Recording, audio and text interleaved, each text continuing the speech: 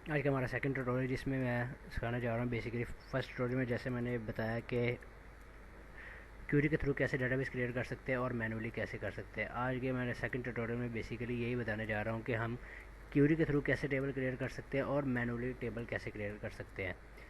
तो जो हमने कल डेटाबेस क्रिएट की एनी मोर, इसी के ऊपर ही आज हम करते हैं जी क्यूरी के थ्रू डेटाबेस क्रिएट सबसे पहले, और इसमें हम करेंगे manually database create.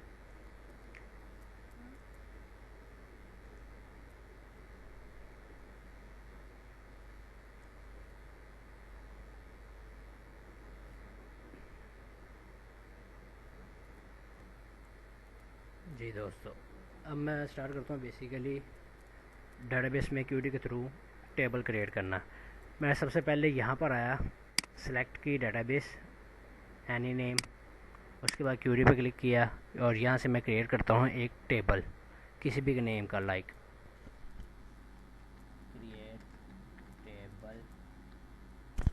Create table, table का name first table.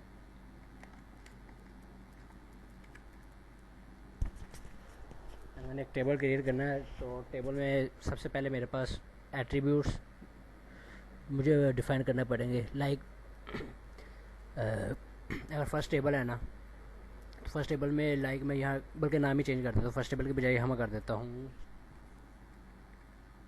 Student table,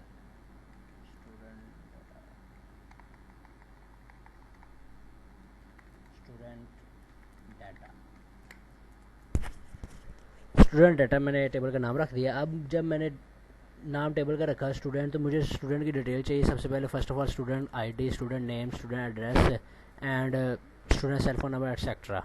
ठीक है, तो अभी मैं यहाँ पर कॉलम डिफाइन करता हूँ। सबसे first of all student ID, तो मैं टाइप करता हूँ स्टूडेंट आईडी। अब मेरे पास है आईडी, तो आईडी का सबसे पहले मुझे पता होना चाहिए कि आईडी की डाटा टाइप बेसिकली कौन सी है।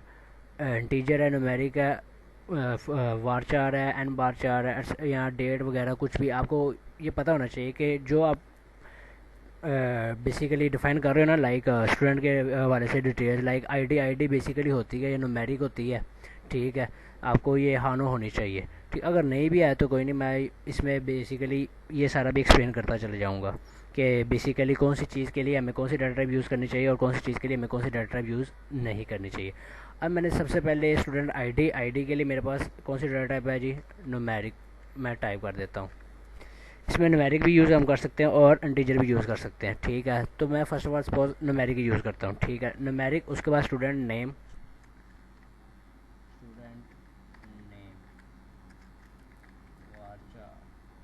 और जब मैंने स्टूडेंट नेम लिखा है तो स्टूडेंट नेम है, तो नेम में हम बेसिकली क्या यूज़ करते हैं जी, अल्फ़ाबेट्स हैं। लाइक एक स्ट्रिंग्स हो सकती है, लाइक स्टूडेंट का नेम, सपोज जैसे मेरा नेम है असद इलियास।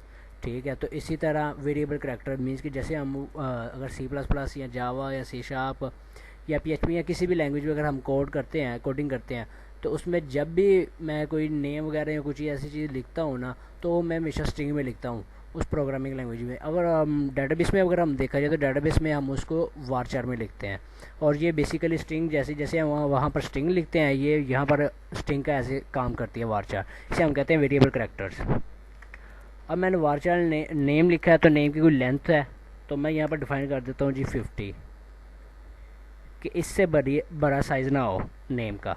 और उसके बाद मैं डिफाइन कर देता हूँ ये स्टूडेंट एड्रेस। कोई स्टूडेंट है, स्टूडेंट का ज़ाहिरी बात कोई ना कोई एड्रेस होगा।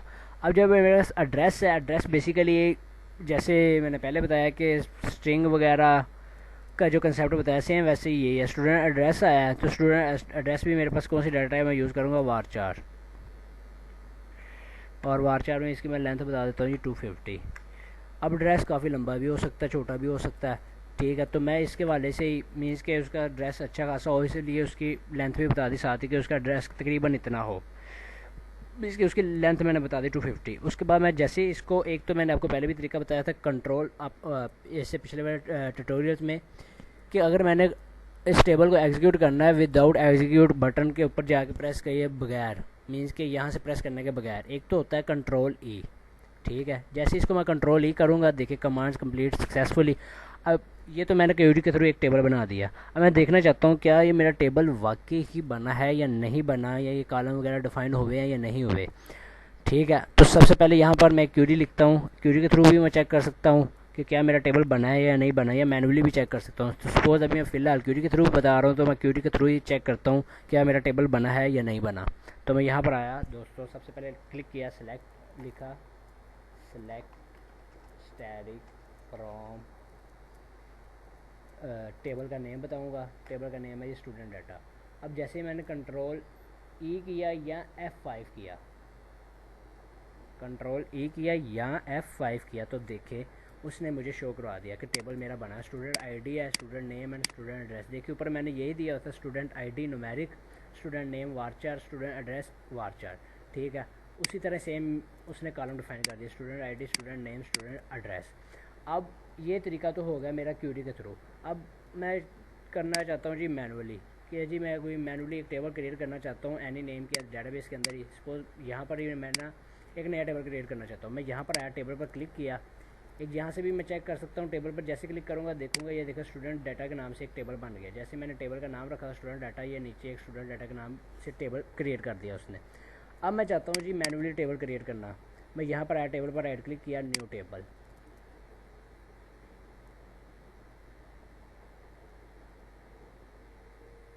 किया। उसके बाद मैंने कॉलम नेम डिफाइन बताया, लाइक यहाँ पर मैं रख देता हूँ टीचर का, टीचर आईडी। उसकी डाटा टाइप मैं रख देता हूँ जी न्यूमेरिको। ठीक है, उसके बाद मैं कर देता हूँ जी टीचर नेम, उसकी डाटा टाइप हो जी वारचार 50। उसके बाद मैं बता देता हूँ जी टीचर एड्रेस, उसकी वारचार डाटा टाइप हो और उसके अलावा उसका साइज़ हो 250।